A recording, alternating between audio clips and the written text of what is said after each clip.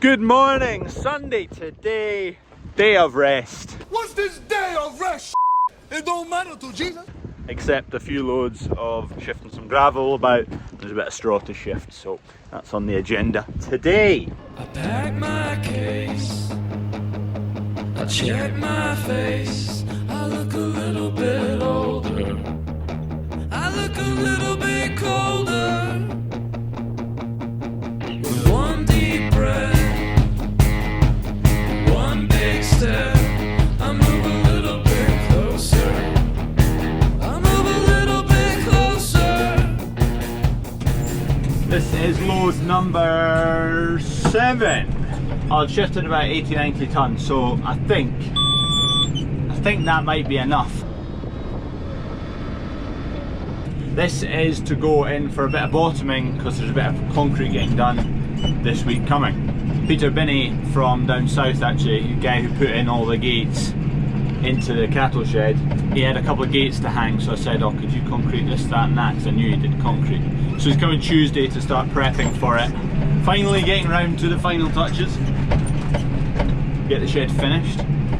Concreting where all the water supply is, so we can put a hut on top of the concrete pad. Put a bit of concrete down for sprayer tank.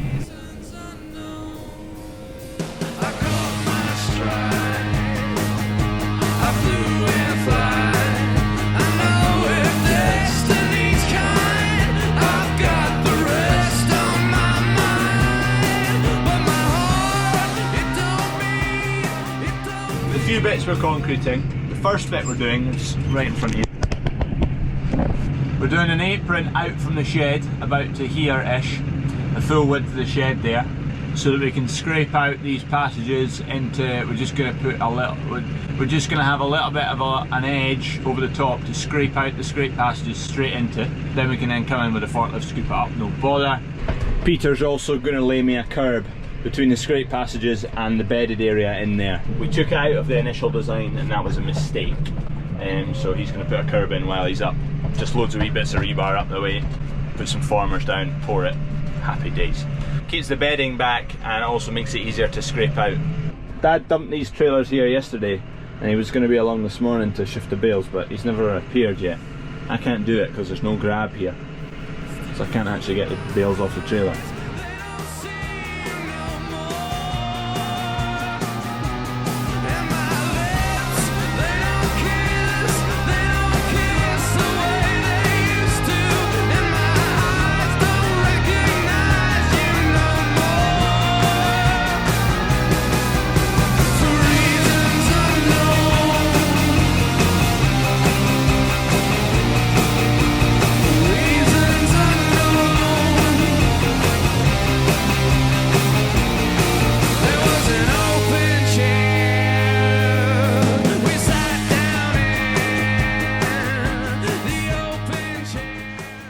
18 mil through the night so far, and a big storm inbound.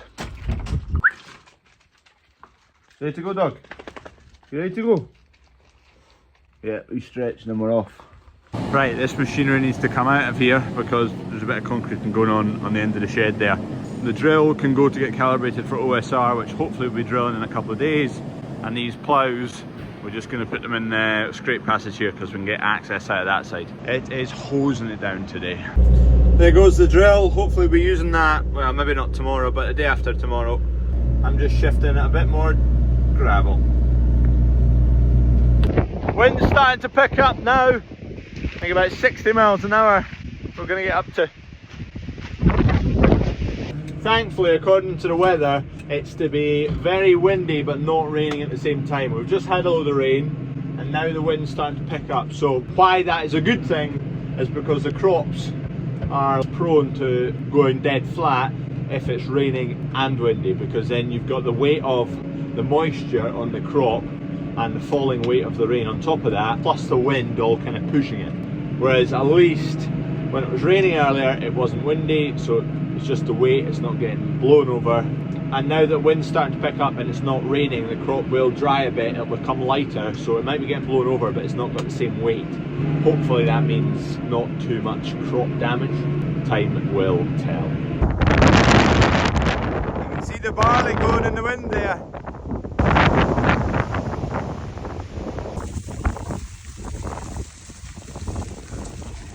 They were very keen to get a new bite.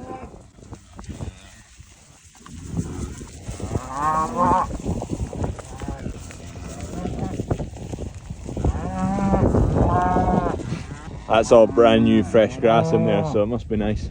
Okay, we've just been needing some cattle for our own butchery.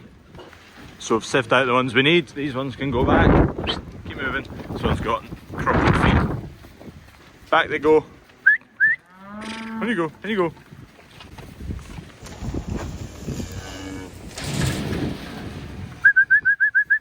That's the one that had the hematoma. It's doing a lot better now. You'd never know. One to come, alright. Oh, it's a quick one. Dad's just reversing the trailer in here. We'll get them loaded. I've just shifted the sprayer back out the road. So Freddie's going to watch from up there. There you go, you can film from up there too. I'll shut the cab door. Yeah. I need that pipe.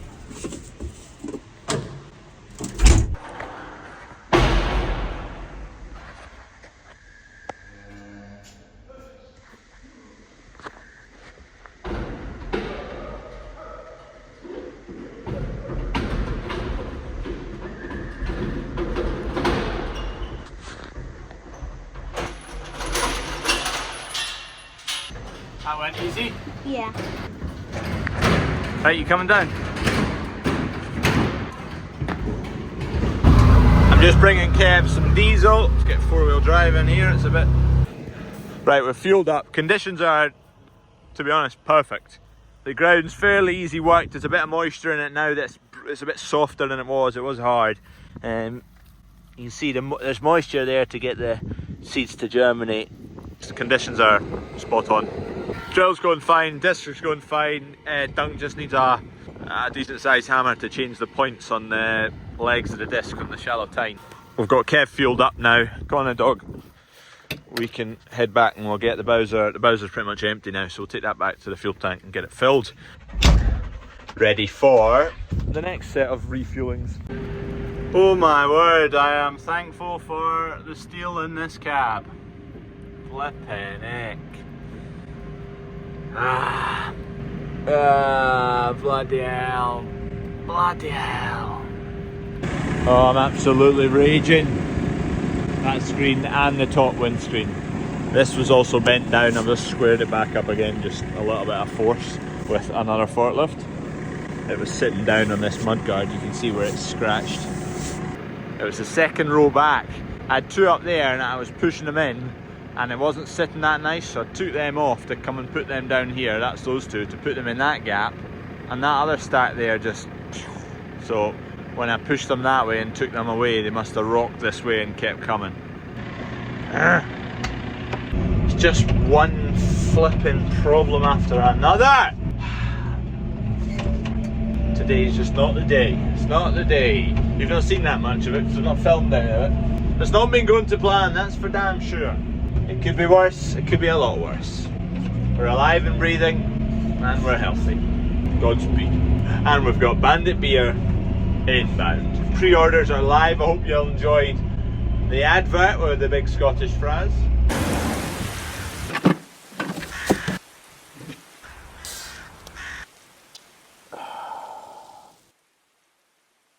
Pre-orders live. Move fast. Get in quick. I've brought it into the drive so we can get Gate Lady's hoover to hoover up all the little bits of glass. There's not too many there, but there's some on the seat there. There's loads down there next to a milk bottle of Jersey milk I've just scranned. And then I've got little bits all up my arms. Yeah, what else is different about my forklift? Oh, Jesus. I just seen this. Spotted it. Yeah. Have you just done that? Yep. Oh, man. Right now. Some bales fell. She's run off to check the pasta. Oh, bugger. There was a small issue. Mm-hmm. Some bales came cascading towards me. Oh, Crawford. Yeah, but that's why there's a cab. That's why it's Have made you of got steel. is there bars on the top of that forklift? Yeah, the glass on the top's broken as well. Oh, bloody hell. Oh, really? Let me see. Yeah, go and have a look. I could do with you staying alive now. I'm alive, that's what the bars are there for. That's what the cab's made for. I'm just testing out the strength of the thing. I'm just checking it's safe for the rest of the workers. Yeah, well. And it is, confirmed. I know, but I could do with you not going and trying to kill yourself. I didn't. I just closed my eyes and let it happen. What did you think of me in your last moments? Did I flash? I thought I before? might get free of you, yeah. What do you mean? There wasn't like a Some big, peace. A moment of zen and peace. I don't know what to call it when there This was is it. Like a trailer of all the moments you've had with me. Flashbacks.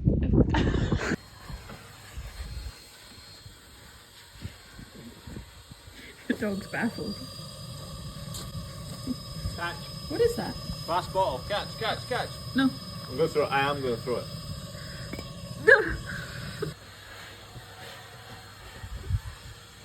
I know, Betty. Never touched that thing before. We have a current solution. Oh, I'm so annoyed at myself. Seething. Anyway, I've tidied up all the bits of glass lying about, and then I've lathered that in tape just to hold any more bits that want to fall off of it. I've had a look online for finding bits of glass. I think a windscreen, non-OEM, because OEM glass from JCB will cost a fortune. Non-OEM windscreen is going to be 200 and something. It's going to start with 2. So I imagine that top piece might be high 100s. I'm glad it's not the newest forklift because it's a full curved glass on all of it. That I don't want to know the cost of that one, and I hope I never have to look it up. Concrete.